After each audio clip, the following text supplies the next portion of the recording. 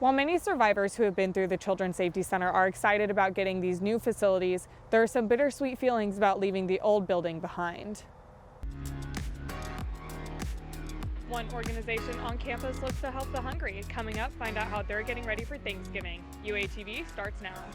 I'm here outside of the Northwest Arkansas National Airports where flights for Thanksgiving are really taking off. As the war rages on overseas, many locals are being affected. Coming up, I'll tell you what they are feeling. UATV starts now. The Children's Safety Center has been serving Washington County for over 25 years, and during that time, they have helped 14,000 children. Caitlin Jackson is a child abuse survivor. She went through the Children's Safety Center when she was 6 years old. I remember they were kind, they were quiet. They gave me a toy when I left, like as a comfort item. And it's just one of those experiences that I've suppressed for so long, but I can remember the color of the walls and the smell, if that makes any sense. The Safety Center leaves a lasting impact on many survivors, and the director of the CSC, Emily Rapay Fisher, says many have come forward to say they're excited to have a new space. A lot of them are like, oh my gosh, look how big it is. Look how nice it is. Like, we've been getting hand-me-downs for 26 years. You know, none of this is new for us or our kids. The Safety Center currently resides in the Jones Center in Springdale, among many other businesses. The new center will be a standalone building and will include a playground, more security, and added measures to protect children's confidentiality. While many survivors who have been through the Children's Safety Center are excited about getting these new facilities, there are some bittersweet feelings about leaving the old building behind. So it's great, and I'm also sad because that place has handprints everywhere. A piece of history is kind of going away. Every child who comes through the Safety Center puts their handprint on the wall to symbolize a story of recovery. To keep the handprints, the Safety Center has pictures of every single one on the wall, which will all be brought to the new center and used to create a mural. The new Safety Center will open next Wednesday, November 1st. For UATV, I'm Elena Thompson.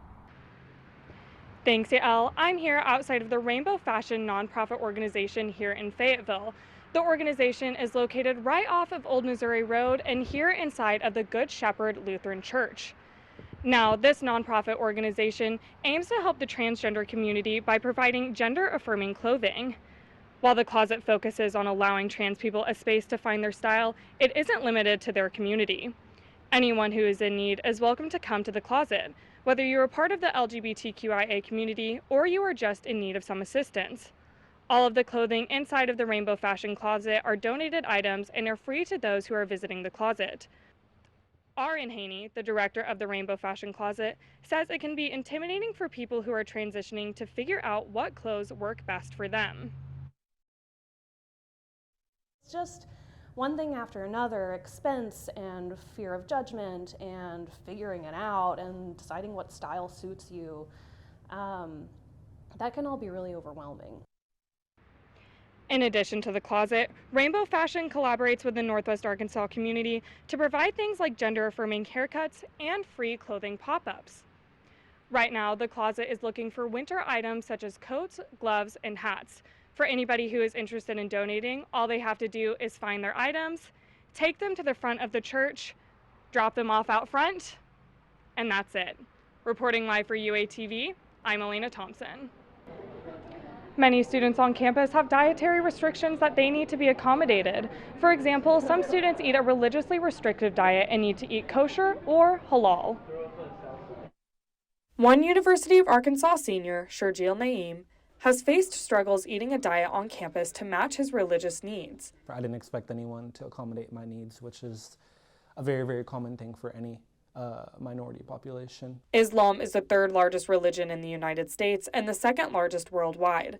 In Arkansas, Muslims account for roughly 3% of the population. A halal diet consists of food prepared with Islamic law. Any meat must be blessed and dedicated to Allah before it can be eaten. Tell me a great story.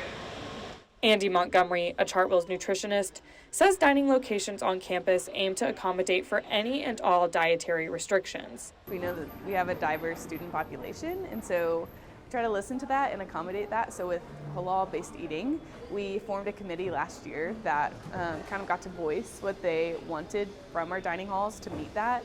Dining on campus has become more accessible because of places like Curry Corner. At Curry Corner, all the food prepared there is halal prepared. One University of Arkansas professor made it his mission so that Muslim students had a place on campus where they would have food to eat. Food is an important thing that can bring people together and help them feel that they belong. Professor Al-Rubaye recognized a need when he was only a student on campus. After hearing from the campus community, he decided to bring more inclusive options to campus. We have faculty and students from 120 countries on campus, and there are some dietary requirements that some faculty and students and staff, specifically from international origins, that they don't find here on campus. Naeem says that despite the struggles, he has noticed it's become easier for him to eat on campus as he's progressed through school because of these efforts. Professor Al-Rubaye says having diverse dining options on campus is about more than just having food to eat. You feel that, okay, it's not just finding something you eat, but also, again, feeling that you included and that you belong here. Professor Al-Rubaye says the best way for more students' diets to be accommodated on campus is by listening to the community to find out what gaps need to be filled. Reporting live for UATV, I'm Elena Thompson. November marks Native American Heritage Month here on campus, and the university is doing a lot of things to celebrate that. First Friday at Razorback Gardens kicked off Native American Heritage Month. Indigenous culture was celebrated with local music, Native American food staples, and community.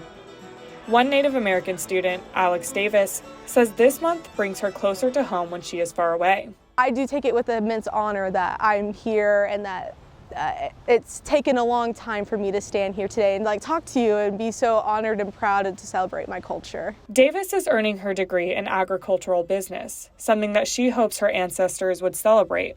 My ancestors who did walk the Trail of Tears and experience forced removal never really would have imagined that generations later that one of their descendants would not only come to the University of Arkansas at a land-grant institution and also get a degree. Summer Ray Wilkie, the advisor for the Native American Student Association, says events like these create a space for natives on campus.